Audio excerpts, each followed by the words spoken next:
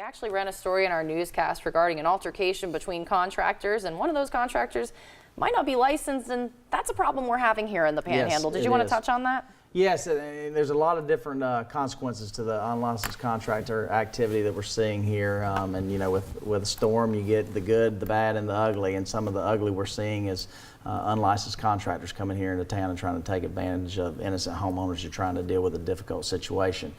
If you find yourself in that situation, the first thing you need to do immediately is to report that to the authorities, because that's not only a civil issue, it's a criminal issue at this point in time when you're dealing with a state of emergency.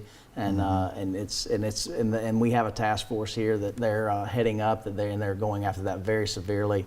So make sure and contact the law enforcement immediately if that happens. Yeah. In addition to that, there's civil consequences of that. If they're not a licensed contractor, they cannot enforce a contract against you. So they can have a difficult time ever getting any payment, even if they've done something of value.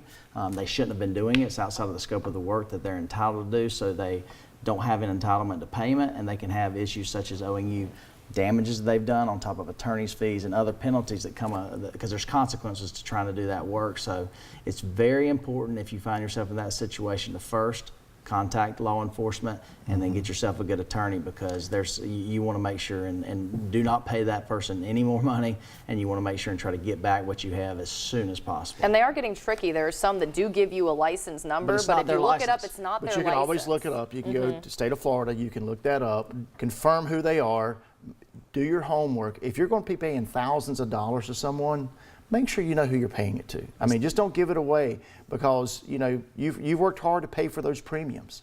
Those are your premiums. I mean, those are your benefits that you're receiving from all of your due diligence and paying the premiums, selecting the insurance companies, and when you get paid back from that, that's your money. So don't be giving it away to someone else who's trying to rip you off. And I will say, echoing what Ted said, contact the authorities. They are doing a great job rounding these individuals up.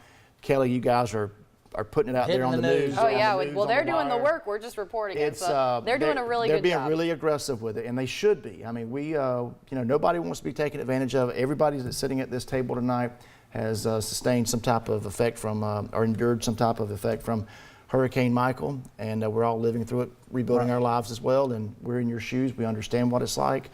And we don't like to get taken advantage of either. So nope, not at all. You know, we especially when there's more money out of my wallet. That's not what I like. No, but you can Google that at the Florida Department of Business Professional Regulations, and you can search the licenses.